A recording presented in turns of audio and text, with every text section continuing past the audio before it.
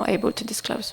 Chair, is that true? I mean, we constantly get commercial sensitivity thrown at us, but this is a public asset. It belongs to the public. We're just looking after it as a council. I think I'd like to give Andrea the benefit of the doubt. I think if something's going to go to auction, it'd be a bit of a strange thing to council to show their hand what they're likely to accept. I'll come back if then. Something's going to go sold to the highest bidder. This piece of land doesn't actually cost us an awful lot, because it appears to me, from looking at the images at planning, we've just left it as a wasteland, which has benefited wildlife, obviously. So how is this piece of land, or how do you come up with a list? And how do you decide which assets you're going to sell? How have all these assets got to the top of that selling list? And is that something we could see could we see that list of our assets so that we can forward plan and see what this council is deciding to sell and when? Because clearly there is a list, and these assets have got to the top of that list somehow. What is the criteria that puts something at the top of the list? Thank you. So there is a transparency report that's public. It contains all of our assets, and it actually lists which assets are occupied, which are vacant, and which have been declared surplus. The reason this one is fresh in everyone's mind is because it's only been surrendered by our open space, by our cleansing team late last year or earlier this year. So it's recently been declared surplus. The process of kind of choosing which properties is set out in our acquisitions and disposal policy, and it's just the policies which have got the highest capital receipt able to deliver the objectives within that financial year. So that's why we've picked these two, because they are two large capital receipts that are able to be delivered and achieved within this financial year, so we can cover that £1.25 million. I think my last question was about modelling the impact of the social benefit, the social and community benefit, and sometimes that outweighs any financial benefit. And I certainly think, because of the location of that land, and because of there is potential for it to become part of a bigger an offering in addition to Piermont there. Do we look at that? Do we model those things?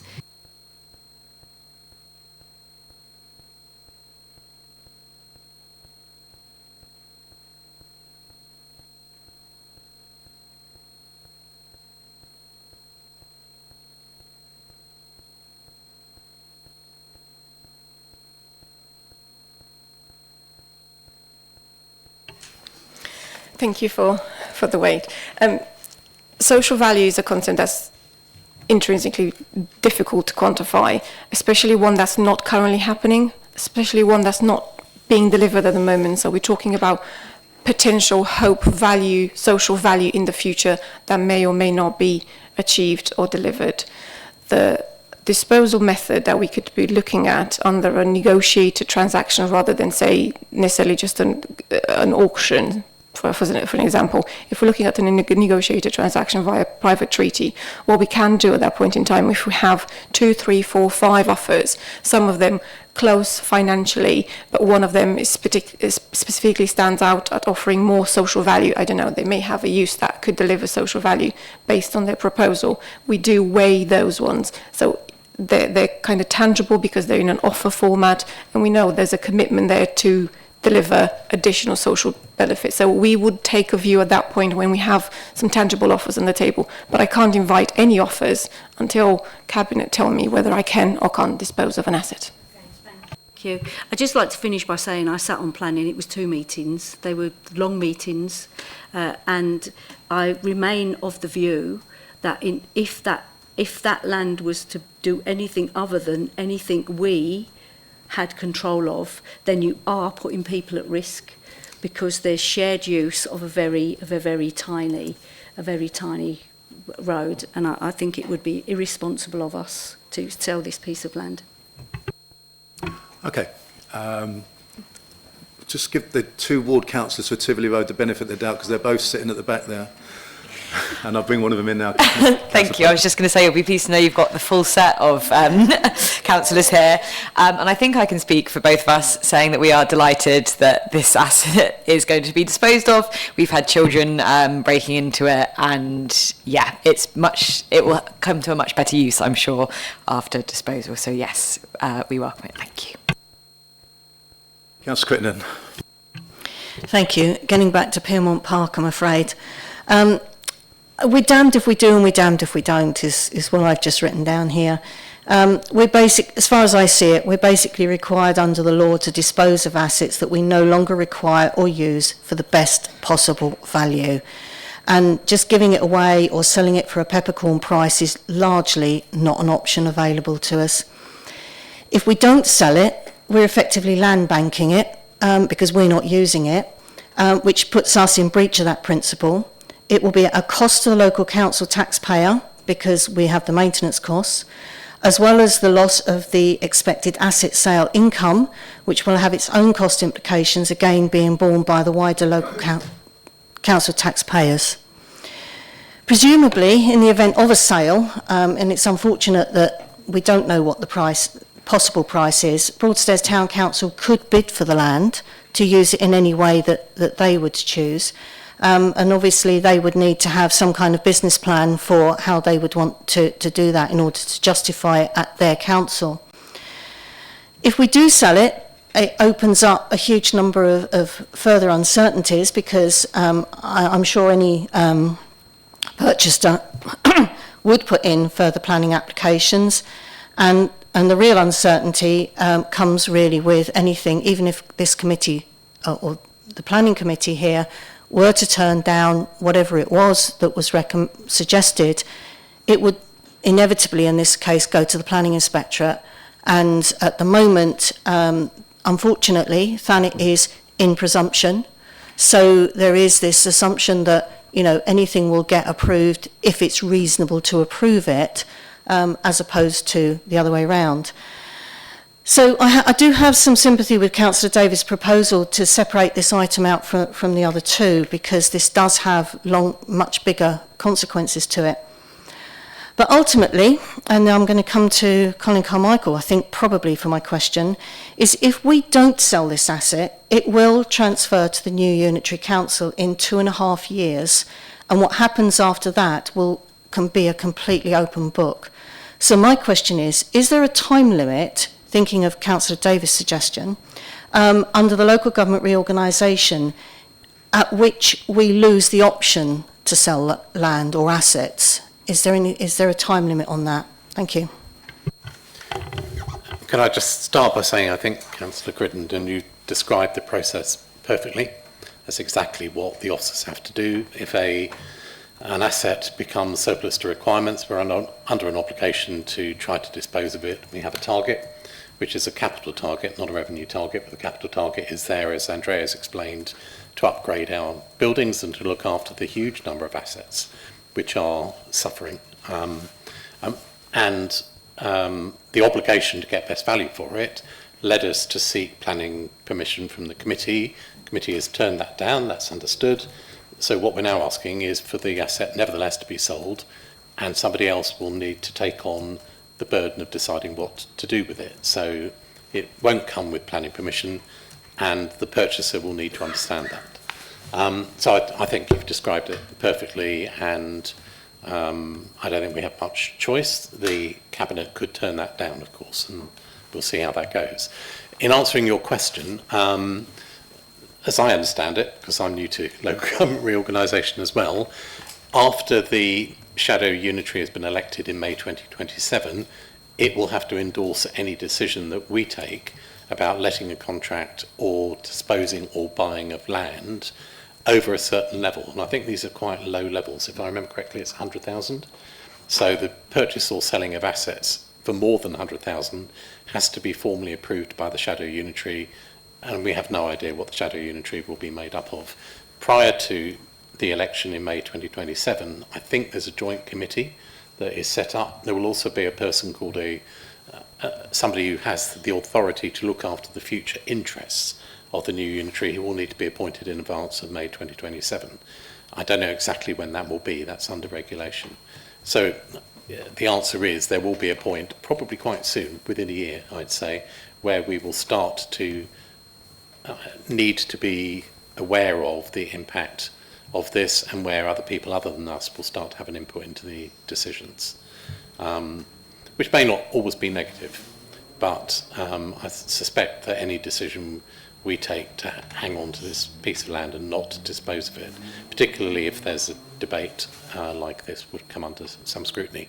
Our auditors also look at what we do. The external auditor, I think in particular, is taking an interest in assets and how we manage them prior to LGR, just to make sure that we're doing what we should be doing, and that we're looking, if you like, looking after the interests of the future councils, not just our own. Sorry, fairly long, but I think that's the position. Councillor Scobie. Thanks, Chair. I just wanted to come back in on a couple of points. I think the first thing to say is it was referred to as Miss Plant's target. It's not. It's all of our target. And I really think we've got to change the language we're using around assets, because everybody has welcomed at a number of meetings the step change, I think, in the last two or 3 years, in terms of investment in assets. We've seen all sorts of things happen. Investment in our toilets. You know, Jackie Baker's in my ward has got a new set of changing rooms. You can see it around Thanet that assets are coming back in with investment. And some of that's down to national funding. Some of that is down to obviously there being control of the council with a majority, but it's also down to proper management of our assets. And I think the opportunity cost, I think this is the thing that keeps coming back to me, is the moral argument around, if we're not going to utilise these small tracts of brownfield that are around Thanet and reinvest that money into our assets, then that has a huge social impact as well, and a potential financial impact. So I think we need to not talk about this as being an officer target or an administration target. This is a target for the whole council with the purpose of reinvesting it, not to make profit. We're not a corporation, not to pay for anything other than reinvestment in our assets, and we really need to change our language around it. And I would also say a little bit of a word of warning to people more broadly around sites like this. There is probably a feeling that you want to block this, but I'll just give you a couple of examples in Thanet where similar situations have happened, where small parcels of land are left around, and you may not like what somebody else proposes to use for that site. And the two that come to mind for me is, I mentioned before about there's a small scrubland near Jackie Baker's that has now been earmarked and will shortly, I'm sure, with planning permission, be built on for social housing. Local residents really opposed that because they felt it was part of the parcel of Jackie Baker's. It wasn't. The application went forwards, but now as ward councillors we understand some of the other potential proposed uses of it would have been very unpopular for local residents. And I bring up a second one in Councillor Garner's ward, where it's the old accommodation block for Christchurch University, which nobody knows what to do with, and we've had applications for it to hold asylum seekers, application for it to hold, I think it was to become a HMO at one point, all sorts of, yeah, exactly. There's all sorts of options put forward to that, which the local community have found increasingly more unpalatable. It's really not good for the community to have small tracts of brownfield land that are being left unavailable, because people will look at those, because of how squeezed public finances are, people will look at those for other purposes, and so it may be better to keep it closer to something that is more like what it's being used for at the moment. But the broader point, as Councillor Crittenden said, is if Broadstairs Town Council or the community are interested in keeping this land, then they can bid for it. This is not a closed process. This will be open to people. And if residents, people spoke very well about, their questions around whether somebody could use this and whether they could actually get planning permission. If they are correct, then it's not going to be used for anything. It's not going to have the value. If the access cannot be guaranteed, if they can't get planning permission, then it has no value, in which case it's probably not going to be sold because it has no value to somebody. So I think we've got to go through this process. Support is the wrong word, so I wouldn't support this if you look at it in isolation, but I think we have to move forward with our asset disposal strategy, because if we don't, it's the opportunity cost of other assets that we're losing. Anybody else want to speak? Councillor Davis? The main point I wanted to make has actually been made by, I think, Councillor Crittenden and Colin Carmichael, which was at a recent LGR briefing. It was made quite clear that the external auditors are paying great attention to any rash of asset disposals, acquisitions or anything to ensure that any council isn't empire building or whatever or sweeping stuff prior to local government reorganisation. So situations like this are going to become more difficult to justify, I think, for the authority as time goes on, which is why it's important that we do get a sort of, some sort of definitive outcome on, for instance, this, an evaluation on it, so that it can then be decided if it's going to go for disposal or is it not worth disposing, and again, I guess the rationale and why we've had to suffer so long with ferry fantasies is that we've got to go through a process of proving that something doesn't work. So maybe the only way of doing that is to put this out there to show that it doesn't have a value to anybody other than the community, in which case then there's the outcome that has to be managed. And it's got to be fair for everybody, because we also have that responsibility, a bit like being a mutual building society as opposed to being a bank. We can't hold liabilities on behalf of, nice idea or not, but we're not here for shareholders, we're here for residents. But we must remember as well, there's a huge amount of issues with this within the community who we are here to represent. So. Okay, so what we're asked to do is note and scrutinise the report that was in front of us, consider the appropriate recommendations to Cabinet in advance of their meeting next week. And secondly, note and comment the proposed recommendations to Cabinet, which are as follows. A, approve the open market disposal of Tivoli Road and Piermont Depot. It's in one recommendation. And B is to approve the community asset transfer of the War Memorial in Broadstairs to the Town Council. So I'll go with B first, because I'm sure that's pretty straightforward. Do we all... Well, let's get these out of the way, and then we're going to take a vote on it, and then we can put anything else. So do we all agree with the approval of the War Memorial? Proposer, seconder, Councillor Britcher, Councillor Bright, and all agree on that one, yeah? Okay, so the other one is obviously approve the open market disposal of Tivoli Road and Piermont Depot. Do I have a proposer for that? I've got a proposer at the back and a seconder there. Do we all agree? No. Okay. We're going to have a vote. Yes. Just to make a suggestion which might maybe help. Yep. One recommendation the panel could make would be that we separate the recommendations out into two separate recommendations when it goes to Cabinet. Okay, so recommendation A, part 1, is to approve the disposal of Tivoli Road. So we've got a seconder, a proposer and a seconder, Councillor Pope, Councillor Britcher, and we all agree on that. Okay, so then we go to the approval of the Piermont Depot. Do we have a proposer? We did have one, didn't we? Yeah, and a seconder for that, Councillor Crittenden. Okay. To dispose of Piermont Park Depot. Okay, so we'll have a vote on that then. So all those in favour of the disposal of Piermont Park Depot, raise your hand. That's 4. And against? And I'm going 6. Abstentions? 1. Okay, so we don't approve that recommendation.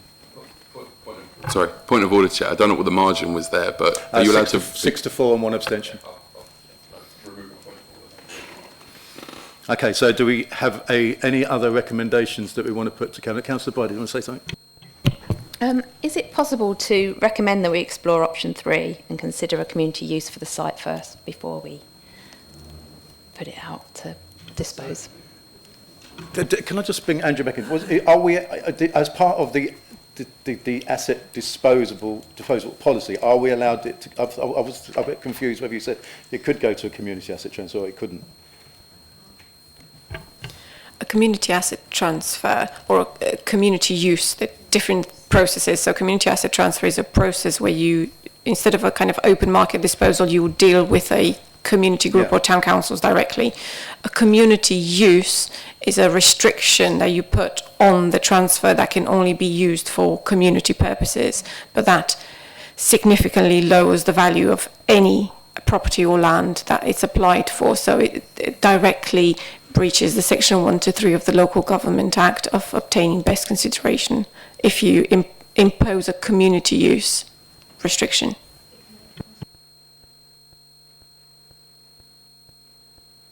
Councillor Wing. But, I think somebody said these assets are worth under 100,000.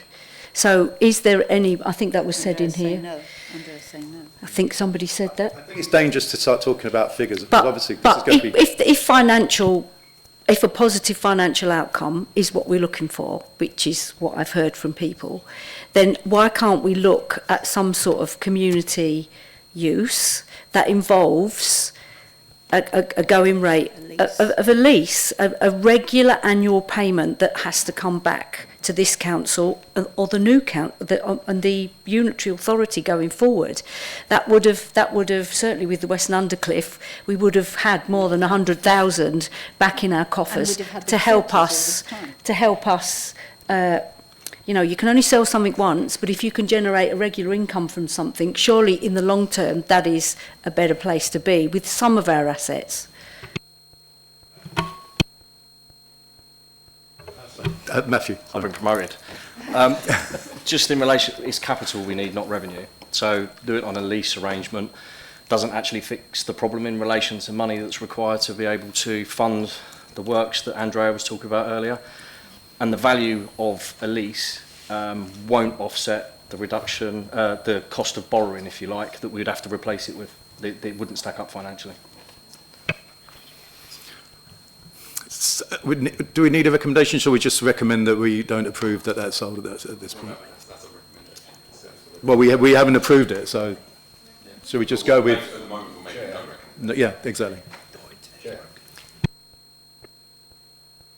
My proposal would be slightly deeper in that it's temporarily removed from asset disposal, pending a review into its future use and its best value, which can give a voice to community groups, which I chaired a substantial just one.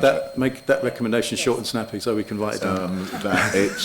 So we're going to remove it temporarily to look at other options. A review of options and valuations in order to ensure best value and you're proposing that community. That's my and have a seconder of that. I presume you're seconding that, and do we all agree with that? Yes. I just sort of caught a question. For what purpose? So what information are we expecting that we're going to get with a delay? Because from what I think officers have said, we won't actually know whether this asset is worth disposing of until we go to market, and we can't go to market until it goes on the asset disposal list. So delaying it, the only impact that delaying is going to have is actually delaying the investment we can make into potentially other assets. So a delay may be something that makes us feel, oh yes, we've dotted every I and crossed every T. But I actually have a lot of faith in our officers and our cabinet. They've already done that. And I think the answers that have been given have been pretty robust from officers. So I'm not opposed to, pausing on decisions, but there's got to be a reason for it, not just because we think it's the right thing to do because we're uncomfortable about disposing an asset that, is complicated. There's got to be a reason, not just let's do it for the sake of it. Come back in a second. I just wanted to come back. I understand completely what Andrea's saying, because I have delved deeply into the Localism Act 2011, looking at ACVs, and this is a brownfield site. I don't see how within the law that it can become a community use. So if that is the purpose of the delay, which I think is the point that Councillor Scobie was coming from, I'm not sure what value that there is in the delay. If it's something else, it's brownfield, and that's what it's been used as, and it's been used like that for years. And I don't know how we change that. So can that be changed? I don't see how it can. So that was my query. Chair. Yes, Councillor. I'd like to come back because both of those relate to what the outcome is. The outcome that I'm proposing is very clear, that there is a review conducted.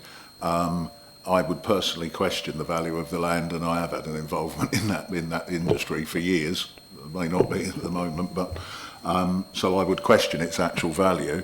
I think we need some clarity on that, but also it may not be listed as an asset of community value, but if there's nothing stopping us agreeing to treat it as that, taking a moratorium on its disposal to allow community groups chance to work up a proposal perhaps where they might want to raise some funds and make an offer to the council, because they would, as friends of the park, they may have a use that it could be integrated and without impacting, for instance, on the roadway. We've just seen an obscene amount of money get spent on a strip of land up at Cliftonville, which ironically had legal protection on it and can't be built on anyway. But it shows that the community can do that. So in this instance, I think we stand every chance of getting best value, whilst hopefully satisfying the requirements of the people that elect us to represent them. So that's the outcome I'd like to see, is the moratorium isn't just for the sake of taking it, it's to allow for a breather and for everybody to have their say on it. We could perhaps define, make a recommendation as to how long that deferral is, but... Right, just hold it down. Andrew? Just coming back on the sort of the concept of voluntarily choosing to treat the asset as an asset of community value. Unfortunately, that's not something we are able to do. It's set out in law. There's a restriction that gets registered against the title deed with land registry for assets of community value. I wasn't saying register it as one, I was saying just use discretion and treat it like that. With the assets of community value, just to kind of give you an example, if a group decides to nominate an asset, the asset has to be in community use at that point in time. So I'll give you a very close to home example. The cinema building at Dreamland, when it was nominated to become an asset of community value, it's a very prominent building in Margate, it's part of the culture of Margate. It wasn't able to be accepted on the basis that it was not in use. It was a vacant site and not in use, not delivering any community benefits. So that was rejected. So sort of jumping ahead and assuming someone would make a nomination of nominating the land of as an asset of community value, there's some functions that need to be satisfied in order to be able to treat a land as an asset of community value. Delaying a transfer will have an impact on our medium-term financial plan, because we've got repairs to making a building watertight at the moment that we are counting on the money from these disposals to be able to carry out those crucial repairs, and it takes time to procure the contracts, to get the contractors on site, and the longer we delay disposing of surplus assets that are not currently being used, the more of a financial impact it has on our medium term. And also the time of the year you dispose of an asset is very important. Sort of the closer you are to Christmas periods, etc., the more difficult it is, because solicitors close and buyers are not so mindful. So there's so many economical factors that we need to consider when we bring a site for disposal. But again, I can't start any of those disposal processes until I've got a decision. I think we're struggling here with policy, Chair. I'm not suggesting we try to make it one, because I know there's a process that you'd have to go through. I'm saying let's recommend to Cabinet that they use their executive authority to take a moratorium in order to, which would solve everyone's issue. I think where we are is our job is done. We don't approve. We voted on it that this depot is sold. We've done our job. We scrutinised the report. We voted on it. And we didn't approve this. We approved with the Tivoli Road, and we didn't approve with that. And if anybody wants to go to Cabinet, speak under 20.1 and give all your points, and I think that's what we... I think that's important, that everybody understands it is only a recommendation, that we don't are the decision maker here, so...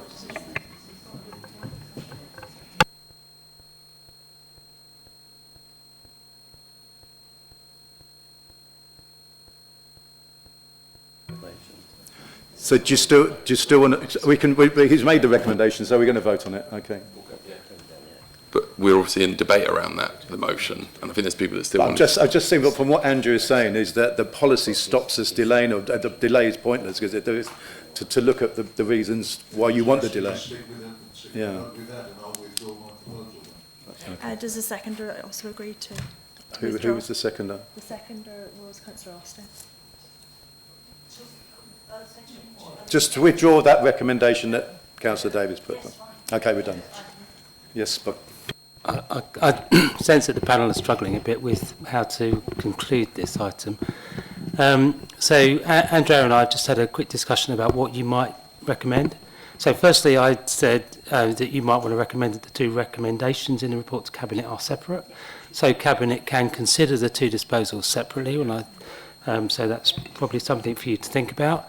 The second thing you could do is you can make a recommendation about the method of disposal, and particularly in relation to auction, you might want to recommend that Cabinet don't approve a disposal by auction, and if it's a disposal by way of public advert that invites bidders to submit proposals and values, then that gives us the opportunity to scrutinise those proposals and give weight to any community uses that might come forward.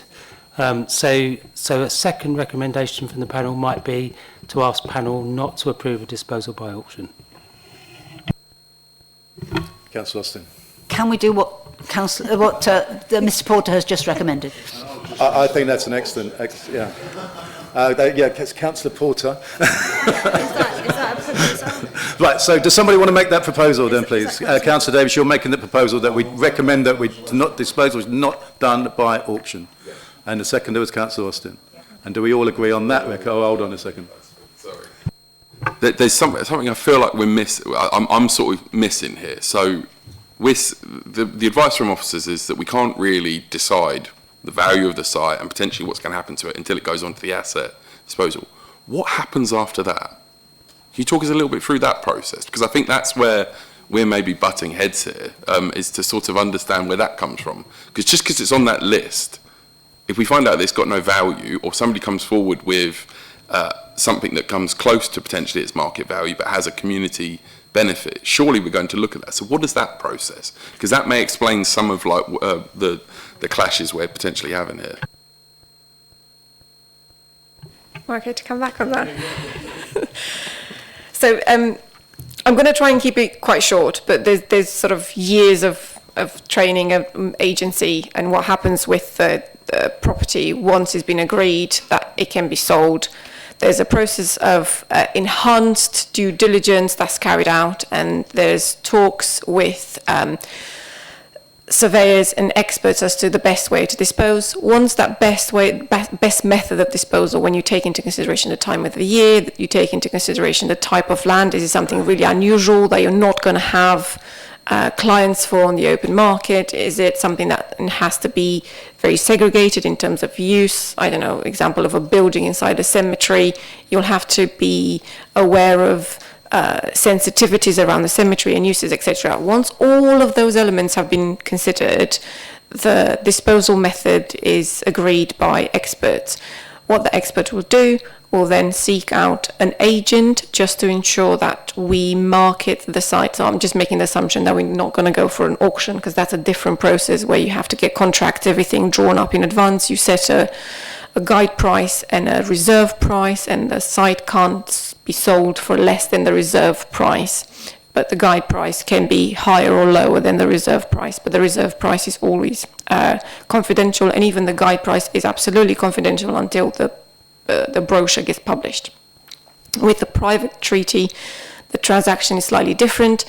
The agent that's appointed, whether it's a local agent or a national agent, will form a view and give us an opinion on the expected market price or a guide price they would like to advertise the site at, and they'll price it exactly at the right ballpark figure, so the price is not too high and then the property becomes stale and everyone sees it. It's like that perpetual property that's always online and everyone starts wondering what's wrong with that, why is that not selling? And then not too low that you get an offer within the first day and then you've sold it and you go, oh, I should have charged more. So the agents who do this type of transactions day in, day out, they will give us an indication of guide price. We've already got those, we've already had conversations under strict commercial sensitivity, so we've already got an indication of what the guide prices could be, which is why we are progressing disposals. And then once the site is marketed, then all interested parties, whether it's community groups, whether it's private owners, neighbours, anyone can come forward and submit an offer. And that is the most transparent way. Private treaty is the most transparent and open way that you can market a site, because no one is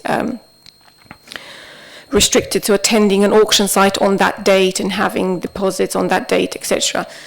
Once offers are being received, assuming you've got more than one, we don't work on a kind of private entity that first come, first served. We take all offers and we look at all of the offers and we scrutinise all of them. Sometimes we even put a panel together. If the offers are too close for comfort, we are public officials, so we sometimes put a panel together and get officers from finance, from legal, from comms, from communities, and we get everyone together in a room and we all look at the various offers. And we've done that in the past for, say, the Logia building, because the offers were so close. We put lots of officers together, so there is no bias, there is no perceived conflict of interest. We get lots of officers together and we then scrutinise those offers and we get to a final recommendation, and we discuss that recommendation at CMT as to which one is the best offer that delivers across the board, delivers the best benefits for the district. I can go to a formal tender and informal tender and explain those processes.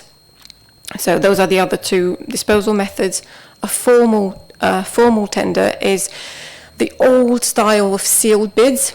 They're very, it's almost a mini auction, but it's done at kind of more of a local level.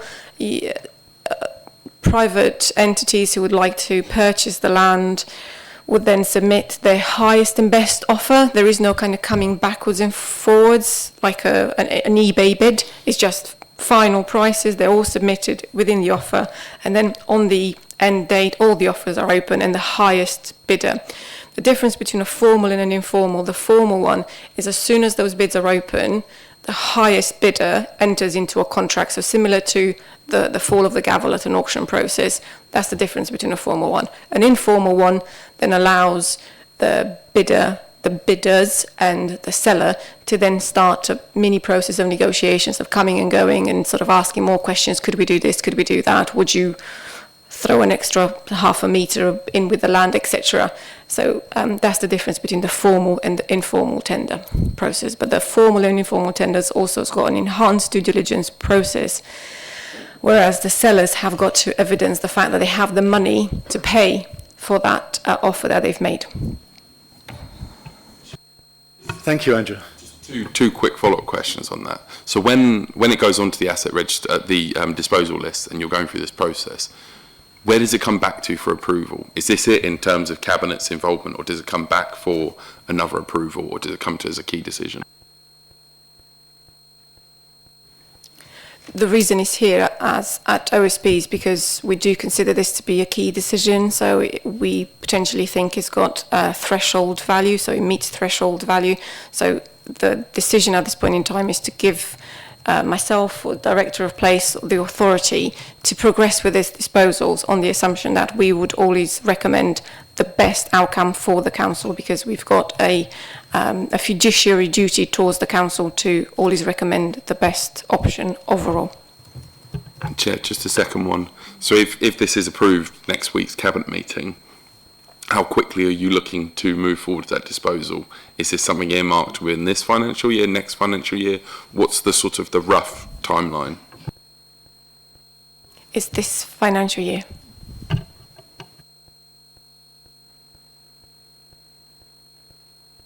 Okay, so the recommendation is what Mr. Porter said, but not go through with a sale by auction. So what's the implications of that? Does that reduce the value of the land? Does it change things materially? Well, it doesn't necessarily change the value. because obviously we don't know what people might bid at an auction. We don't know what people might bid in an open advert negotiated process. But what it does do, as Andrea has explained, is gives us the opportunity to look at issues other than just the capital receipt value. So we could consider the proposed uses that come forward in that process and the benefits that they bring to the council and the community alongside the value. So it doesn't necessarily then go to the highest bidder in financial terms, whereas at an auction it absolutely goes to the highest bidder in financial terms. Okay, I can see the value in us recommending that to Cabinet, and it'll be interesting to see how that meets with the targets we've got to get this in the financial year, but I can see that may be a good way forwards. Okay, so that recommendation was proposed and seconded, and do we all agree with that, taking that recommendation forward to Cabinet? Excellent. I think we're done. Okay. Thank you, Andrea. Tough one. Thank you. Okay, I've lost my internet, so... We need to talk about item 6, I believe, which was the one about bus shelters. Yeah, that's it.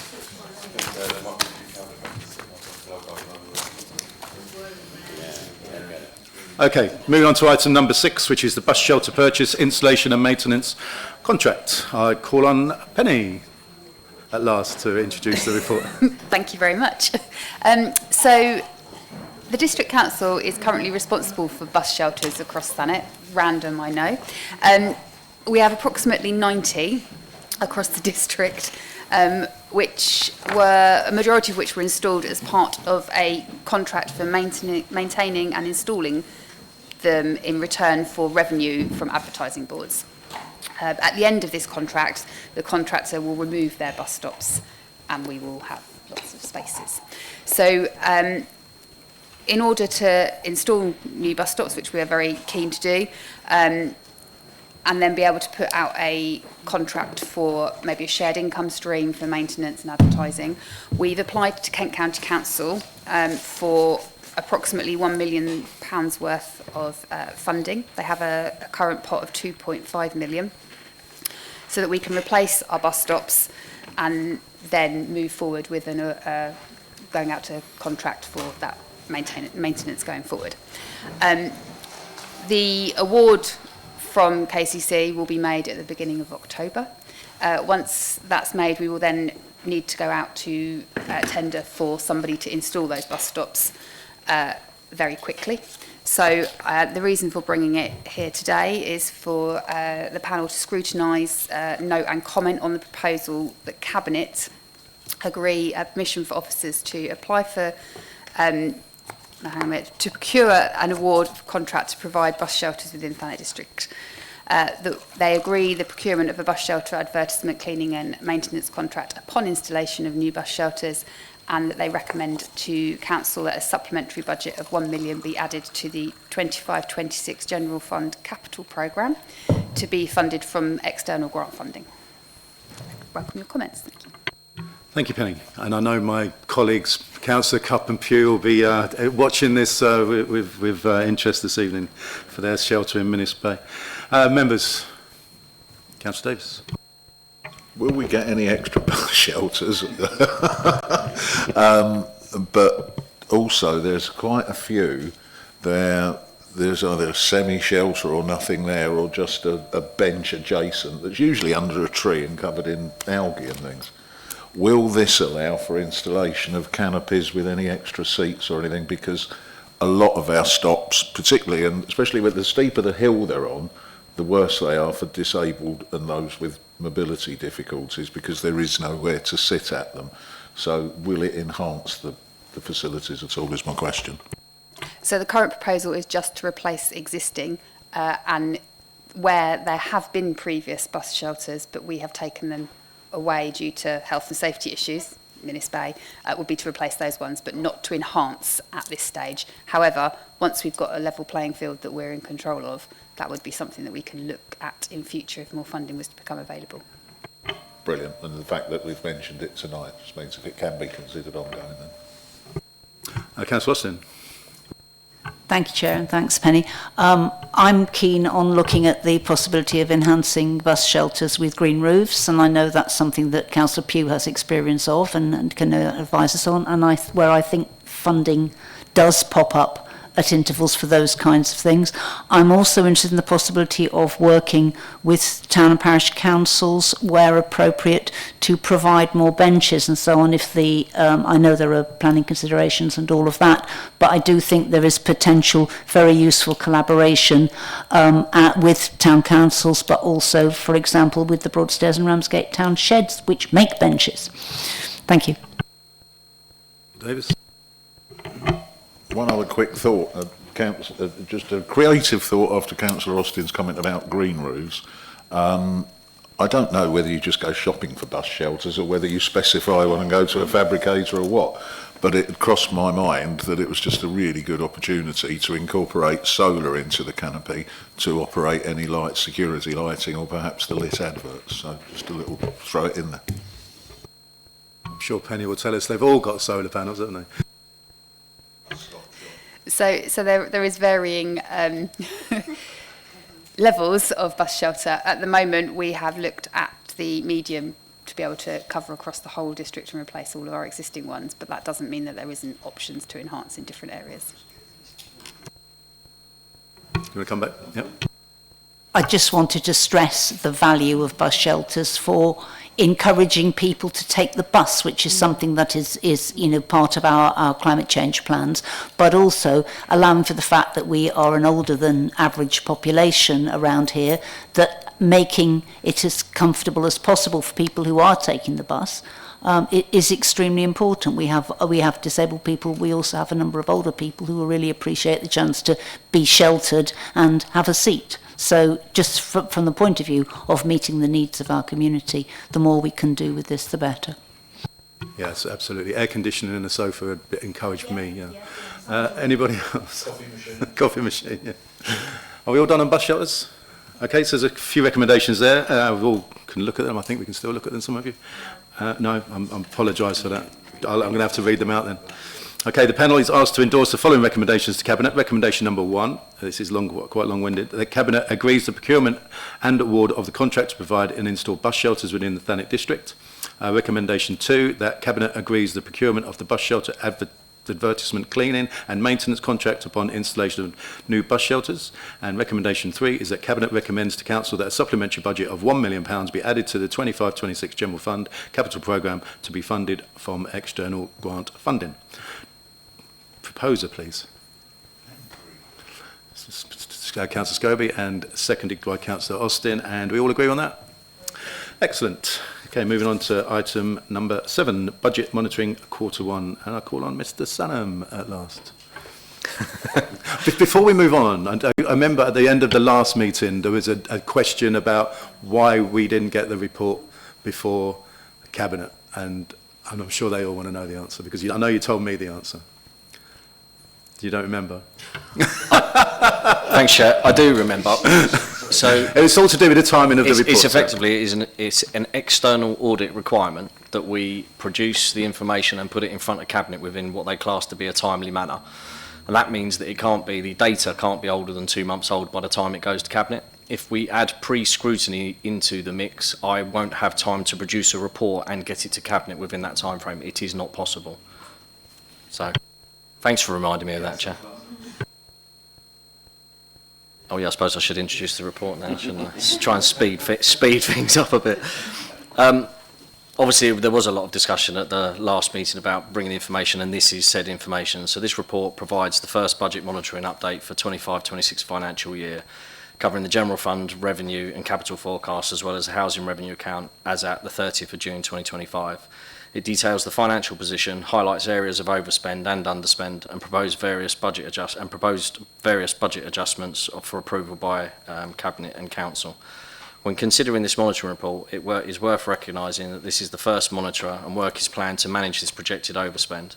We are strengthening budget monitoring, addressing persistently high sickness absence rates in cleansing services, enhancing oversight of staffing vacancies, and exploring long-term solutions for areas like our port and harbour operations. In addition to the regular budget monitoring reports presented to Cabinet throughout the year, separate reports will be provided to Cabinet on the effectiveness of these management actions and the progress in managing budget pressures in key areas. So the key points to be picked up within the report are the general fund revenue. For general fund revenue, a forecast overspend of 1.814 million is anticipated, primarily due to pressure in homelessness services, housing benefit, agency spend and income shortfalls. General Fund Capital Programme is an underspend of 24.5 million is projected against the £77 million budget, with relatively low committed spend to date, indicating potential slippage. A large proportion of this underspend is in relation to Pathfinder projects, and 9.5 of this report seeks to reprofile 17 million in that budget to 26-27. Other schemes that require reprofiling, such as temporary accommodation, will be reflected within the next monitoring report. The housing revenue account, a forecast surplus of 26k, is expected against the HRA budget. Similarly, the General Fund Capital Programme, the HRA is projecting slippage. Again, this budget will be updated for Q2 to avoid repeating this statement. I know that's been a theme of past meetings, but there is reprofiling taking place so that you don't keep hearing the same information. With regards to income stream, business rates collection is on track, while council tax collection is slightly behind profile, reflecting wider economic challenges. Reserves, there's an additional para effectively in the report covering general fund reserves, and they're significantly lower than in previous years, emphasising the need for tight budget control to maintain sustainable levels. Within the report, there are budget adjustments, and the report recommends supplementary capital budgets and other capital programme adjustments for both general fund and HRA requiring approval by Cabinet and then Council where appropriate. That's it from me, Chair, so any questions? Thanks, Matt. Members, Councillor Scobie. So, Chair, I'm so eager to speak on this. I actually delivered my speech at last month's meeting on the wrong agenda item, so I'm actually going to be able to properly direct my comments this time, talking about the correct report. I think it's slightly worrying to see that we're just a few months into the new financial year and we've got already big budget spends expected. So I don't actually have any concerns based on what we're seeing at governance and audit, the plans being made by cabinet members, the work you can see taking place from officers, that we're not going to get a grip of these problems. But I think there is a real issue with optimistic forecasting here. You know, when we're dealing with budgets that are so volatile, like the homeless budget, like housing benefit, like some of the stuff that we've got going on with the port, we're not getting it right in terms of putting our finger on what the likely figure is going to be. And that may be an impossible task that we can't do, but we're clearly, if we're talking about the losses we made last year, and now we're seemingly going to make not the same level of losses, but losses this year in terms of our revenue account, that suggests that we may be too optimistic in our forecasting. And the impact of that is it gives me and fellow councillors a false expectation of what we can actually do. Because obviously we have been very effective at investing into our services, I would say. And I think residents would talk about some of the services they're seeing and the investment have massively improved over the last couple of years. But if we're now seeing for last financial year and potentially this financial year that actually if we had gone a little bit more pessimistic with our forecasting, we couldn't have actually afforded those investments, I think that may have changed the whole discussion. So what happened last year happened, and it's come out of the reserves, and our reserves are now a third lower. We've made a decision in terms of setting this year's budget, and it looks like we're going to take another, potentially 16-70% out of our budget, which gets us into a slightly more difficult position. But we have to learn the lessons in the future. And I certainly, when we get to the next budget, I would expect that, you know, you as officers will be all over it. I know as Colin Chief Executive and you, Matt, work on the finance side, you work really, really hard on this. I can see you've got a grip. But I think we've got to ask our serious questions about the narrative on this, because when I became a councillor, the narrative was almost felt to me like we've had 8 years of no political control. The reserves have built up. You know, we've now got an opportunity to invest and expand services. And now we're 2 years in, and now we're having to do completely the opposite. And some of that stuff outside of our control. But I worry that we may be giving the wrong impression to councillors over the last couple of years of what could have been possible and what in reality we now see is. So, yeah, sort of recapitulating some of the comments I made at the last meeting, but it's concerns around forecasting, really. I'm just going to bring Colin in at this point. Just to support what Matt's been saying, I mean, a couple of thoughts really. First of all, some of the budgets that we're dealing with are very difficult to control. Temporary accommodation is one, absolutely demand-led. We are one of probably every single district council that is struggling with this. Secondly, certainly Matt, Chris and I talk about this a lot, and governance and audit will have been told that we're setting up a series of budget monitoring meetings where the three directors and I and Matt are going to meet with every head of service who manages one of the overspent budgets. And we'll go through where we are in the financial year. But the most important thing from my point of view is a proper prediction of the end of year outturn, which is sometimes difficult to do. Temporary accommodation could wobble one way or the other over the next few months, and we have to respond to that. Having said which, Bob and Ashley are doing amazingly good work in terms of reducing the numbers of people in temporary accommodation. It's very difficult to do that. But just to pick up your point about being taken by surprise, that isn't where we should be. And so getting heads of service to predict accurately, as they can, the end of year outturn halfway through the year is part of the trick of this. Because if it's looking as if we're going to be overspent, we have some time to do something about it. What tends to happen though is heads of service will kind of tell you where they are at the moment, not necessarily have an accurate position about where they think they'll be at the end of the year. So that's not so much a massive change, but that's really where we're putting the emphasis. Sorry to lead in on your map, but I think this is something we're taking really seriously for exactly that reason. We've only got 2 more budget years in this council. The last thing I think any of us want to do is come along and tell you we've got to hold back on expenditure because of these issues. We should be able to manage it better, and that's what we intend to do. Thanks, Chair. Thanks, Colin.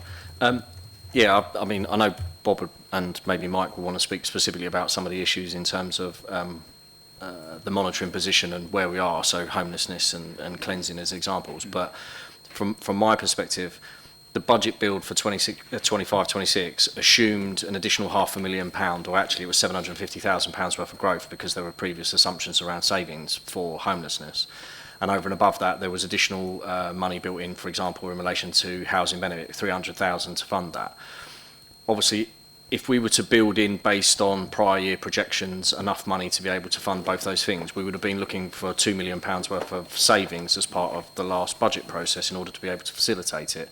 And I think because of volatility that we've had around things like homelessness, and to be fair, housing benefit historically, we had a reserve specifically to address the issues with the peaks and troughs with housing benefit. We just ended up in a situation where it was troughs rather than peaks and troughs in terms of we were ending up overspending more consistently. So we're dealing with that, and the MTFS assumes that we'll address that over a number of years rather than all in one go, because of the volatility of it. What we wouldn't want to end up doing is reducing our overall budget by £2 million, so reduce core services to residents of Thanet, only to find out then that because of the delays in implementing some of the changes, they all kick in, and then all of a sudden we didn't need to make the cuts. So there's a very fine balance between building growth in as part of the budget cycle that's manageable and allows us to still continue to deliver services, but also addressing these issues. So it is, you're right, it is kind of on a knife edge.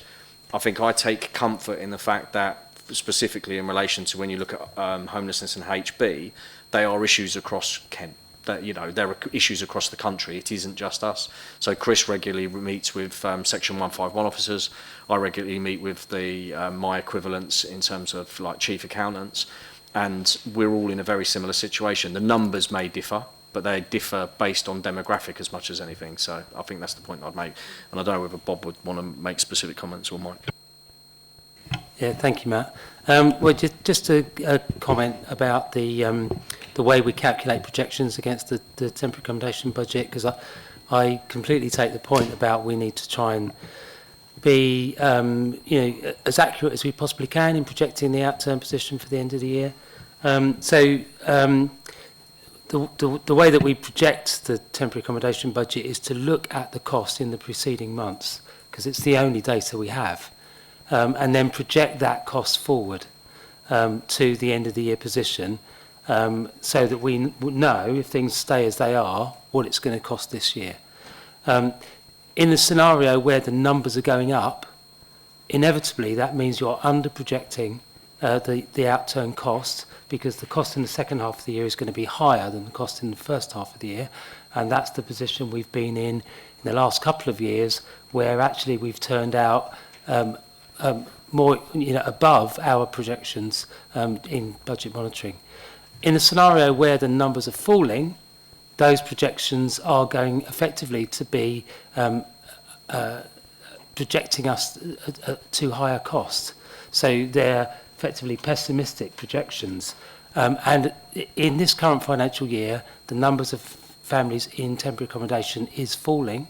And we're down, I've got the numbers from yesterday, 237, which from a high a couple of years ago of 319 is a really significant drop.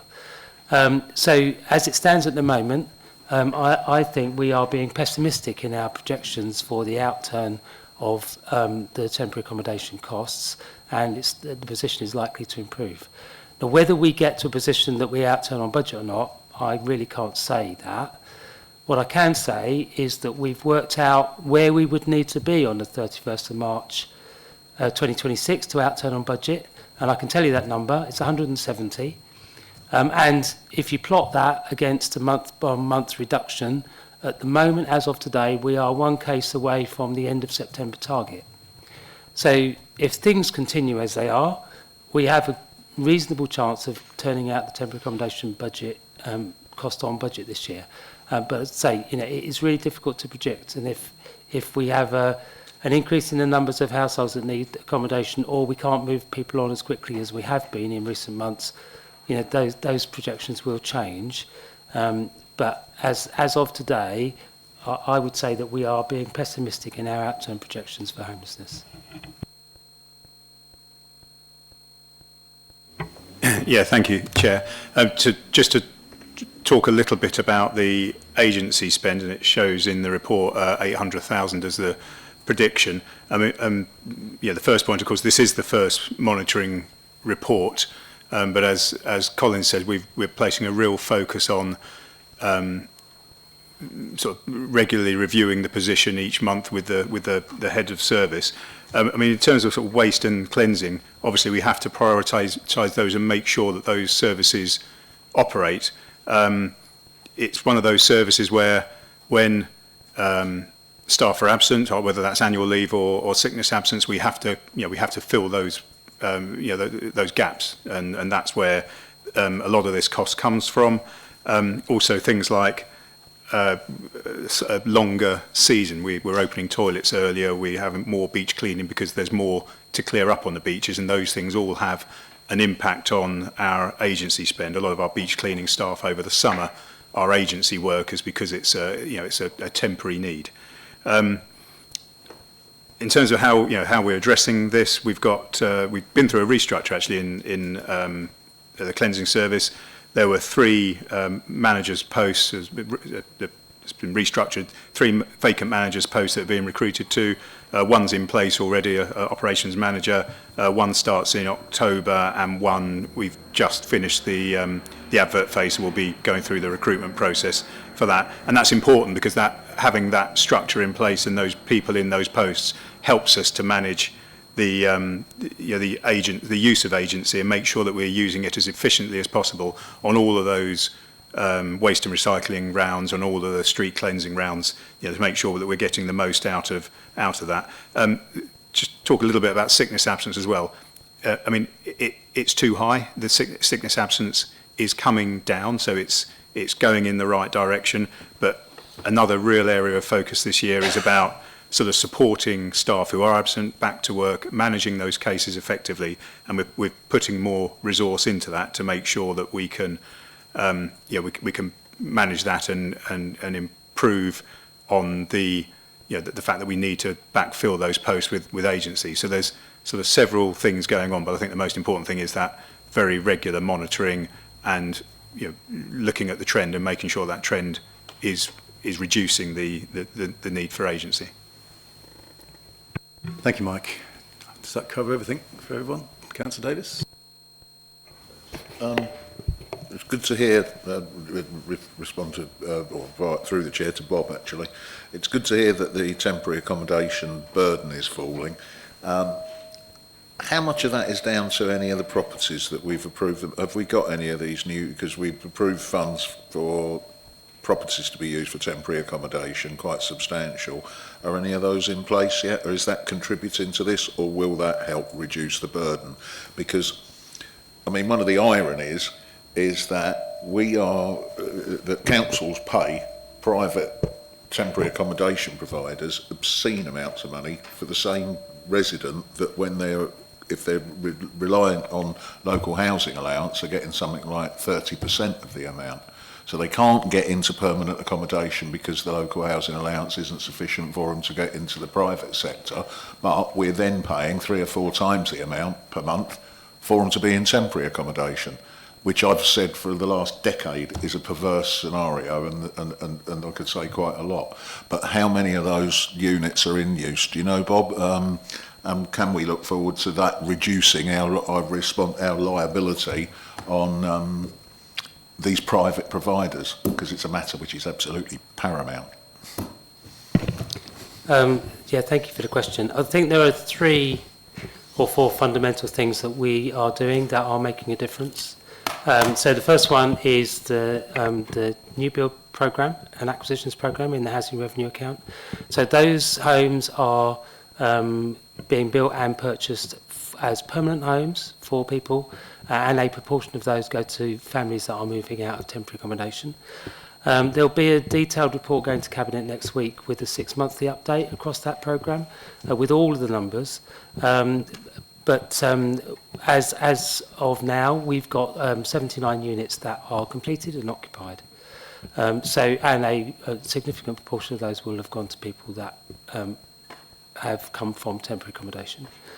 The second factor is the council's temporary accommodation programme, and you know that council set aside a budget for the acquisition of temporary accommodation, and Cabinet have approved a number of schemes. We've got 35 units now in management of our own temporary accommodation, which is being used, and that is 35 families that we are not now paying the private sector to pay temporary accommodation for, which is, you know, it's really good news. And we will see those numbers continue to increase, and we'll be bringing 6-monthly reports through to Cabinet against the programme of against the progress of both of those programmes. We've restructured the team a bit and brought some extra resources in, very much to focus on supporting families that are in temporary accommodation, particularly those that are out of the district, and making sure that those families continue to be supported to find other solutions. And we've had quite a lot of success with families that have been in temporary accommodation for a long time, particularly waiting for larger family homes, with finding them suitable accommodation back in the private rented sector. It's quite intensive work, but those extra posts have enabled us to do that. We've had some real successes with that. And finally, our landlord liaison team, the work that they do on prevention, and we've increased the resources there as well. It continues to be really successful, and our prevention figures are some of the best, certainly in the county, and you know, better than the national average on the number of homeless cases where we are able to secure a solution for them without the need for temporary accommodation. So if you put all of those things together, we're starting to see the numbers come down. And as I said earlier, at the moment we put together a reduction trajectory for this year to bring us out on budget. At this point, we are performing well against that. But obviously, you know, there continues to be unknown. So, you know, at this stage, it's only a projection for the out-term budget position.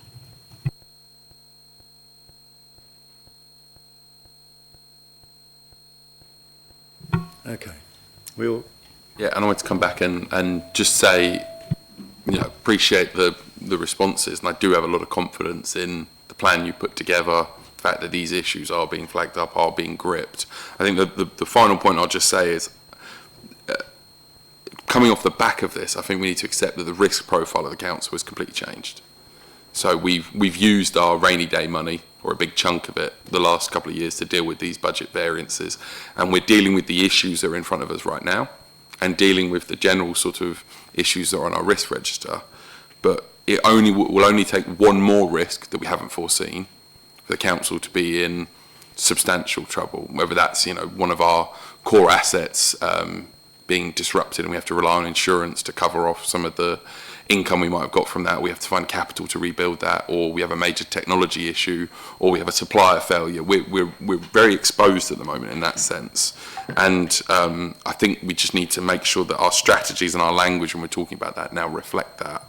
And the reasons on my mind, I went to an alarm conference with our risk manager actually a couple of months ago. Alarm is Association of Local Authority Risk Managers, and they did a session all about councils that have got into financial problems and explaining from a risk perspective how that was, and all of them sort of said a similar thing. And we're not in that situation. We're nowhere near that situation of being in financial trouble, but all of them said the same thing. As soon as you start getting close to it, it becomes almost like a tractor beam that's pulling you in, and you then get pulled into worse and worse financial decisions, and it's very hard to get out of that. So we're not there. We're not close to being there. We've got a plan to bring these costs down, but I think we just got to keep our eye on the risk register. And for you, Colin, and your sort of leadership team, next time you review the risk register, I would be looking at pushing a lot of those impacts and likelihoods up, because some of these risks are going to impact a lot more. You're talking about layering risks now, and that's very, very hard to predict in terms of how that impacts. So I'm sure you're doing that anyway, but that would be my advice, that our risk profile has fundamentally changed from a year or two years ago. Councillor Wing. Just a quick one for Mike. The agency costs 800k. I'm sure that's come down. I'm sure we've brought that down significantly, haven't we? So there's a downward trend there. Yeah. So yes, there's a forecast compared with last year. It's a reduction, but it's 800 over the allocated budget. So obviously, there's more work to do on that. Yes. Yeah. Yeah. Okay, members. So I'm going to have to read this all out for you. Overview and scrutiny are invited to comment on recommendations approved by Cabinet, and those recommendations are that Cabinet notes the following. Item number 1, the General Fund Revenue Budget 25-26 forecast position. Item number 2, the General Fund Capital Programme 25-26 forecast position, and the Housing Revenue Account position. Recommendation 2 is that the Cabinet recommends to Council the approval of the Supplementary Capital Budget numbered 1 and 2 as set out in section 8.4 and Annex 1 of the report. And recommendation 3, that Cabinet agrees to the Capital Programme budget adjustments numbered 1 to 10 as set out in 8.5 and Annex 1 of the report. Do I have a proposer? Councillor Scobie and a seconder. Councillor Austin, and do we all agree? Do you want me to, should we all just wait for you?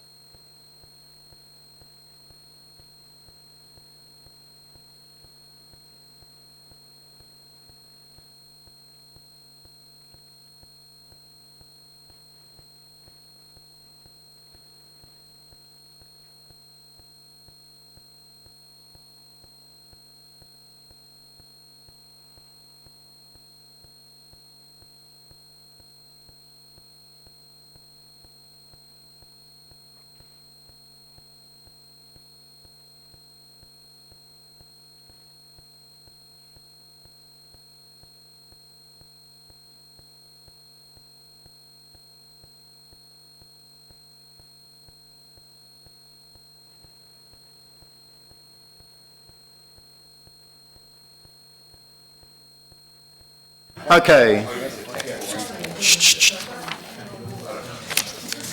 Moving on to item number 10, the Walpole Coast Protection Coping Replacement. I call on Tony to introduce the report. Thank you, Chair. The report advises members of a report that is coming to Cabinet that seeks approval to proceed with the procurement and contract award for the Walpole Coast Protection Project, which is 100% grant funded by the Environment Agency and is to the value of $1,169,000. The project includes a 30% contingency, which is a requirement by the Environment Agency. The project aims to replace a section of seawall between Hodges Gap and Newgate Gap in the Cliftonville East Ward. The existing precast concrete coping blocks are failing and pose a risk of coastal erosion that could impact residential developments and public amenities like Queen's Promenade if work is not undertaken. If the seawall were to fail in the future, the cliff could erode by as much as 4 metres over a relatively short period of time, leading to the evacuation of Queen's Court and closure of Queen's Promenade. The proposed solution involves breaking out promenade slabs, removing and reusing coping blocks, excavating for a new mass concrete beam, preparing surfaces, drilling and fixing steel reinforcement bars, and reconstructing berm slabs. The construction phase is planned to start in March 2026, pause for the summer holidays in July, and restart in September, completing before October to avoid wintering bird restrictions. Access to the lower promenade will be disrupted during that construction phase. The expected outcome is to stabilise the seawall that maintains the hold the line shoreline management plan policy. Not approving the project would lead to the withdrawal of the grant and an increased erosion risk. Legal and procurement advice will be sought in procuring the contract and the award of the contract. The project aligns with the corporate priorities and addresses climate change by aiming for the lowest possible carbon footprint. I welcome any questions on the report from members. Members, Councillor Curry. Yeah, thanks, Tony. I would say that most of the work would be in Cliftonville West, because as you come down Newgate Gap and walk along, or actually no, Hodges Gap, and turn left towards Newgate, most of that is in Cliftonville West. But I do walk down there on a regular basis, and some of the sections are in a bad condition. I think a section of the seawall did fall into the sea about 6 months ago and was repaired. I know I've reported a couple of issues. I'd just like to say it's just really good news. And was the funding sort of a recent thing, and was it connected to the wall that collapsed? But it's good news. If I can pass you to Luke, because Luke is here and has been involved in the project fully and has done the original study, so he can give you a bit more information on that.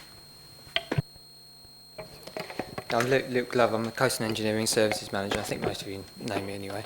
I started this project actually before that happened. We've had a few failures over a number of years. I think the first one was probably going back 6 or 7 years ago now, when we started to think about a scheme. And it starts with applying for study funding, which then leads to a business case, which then leads to scheme funding. So that whole process can take, I think it took about 3 years all in all. From that initial application for study funding, which is also 100% funded by the Environment Agency. So yeah, I think that answers your question. It's something that's been building up for a long time. We'd already been in the study when that last failure occurred. We already knew we were going to do this scheme. Councillor Austin. Thank you, Chair, and thank you, Tony and Luke. I just want to, obviously this is great news and it's something we need to do, and well done for securing the funding. What do we think the impact will be on the use of the promenade? You know, for how long do we expect it to be closed? What difference will that make to swimmers and other users of the promenade? Do we know yet, or is it still a bit unknown? It's still a little bit on loan. We haven't completely planned exactly which sections will be closed at what time, but we will close it one section at a time. We won't just close the whole of the promenade and then just that's it for that whole period of time. Yeah. But during that period of time, a section of that promenade will be closed. It's just easier to manage the risk that way. Okay, great. Anybody else? Okay, if you all refresh your screens, you should all be back on your internet. I'll still read out these recommendations anyway. Okay, the panel is asked to consider the representations to Cabinet in advance of its meeting on the 25th of September 25 and endorse the following recommendations, which are: A, Cabinet approves the key decision to award a contract with a value in excess of £250,000 and up to the value of the Environment Agency grant of £1.169 million to the successful bidder following the procurement exercise for capital works to replace the dilapidated section of seawall between Hodges Gap and Newgate Gap. And B, agree that the Director of Environment has, having sought advice from legal services, agree the final terms of any contract award and sign the contract with a successful bidder. Can I have a proposer for that, please? Councillor Curry and a seconder. Councillor Austin, everybody agree? Perfect, thank you. Moving on to item 12, one you've all been waiting for. Last one. Item 12, the Cremator and Mercury Abatement Service and Maintenance Contract. Penny, over to you. Thank you very much, Chair. So we have two gas-fuelled cremators at the crematorium. They were purchased from and installed by Facultative Technologies. They have continued to maintain and service them since purchase.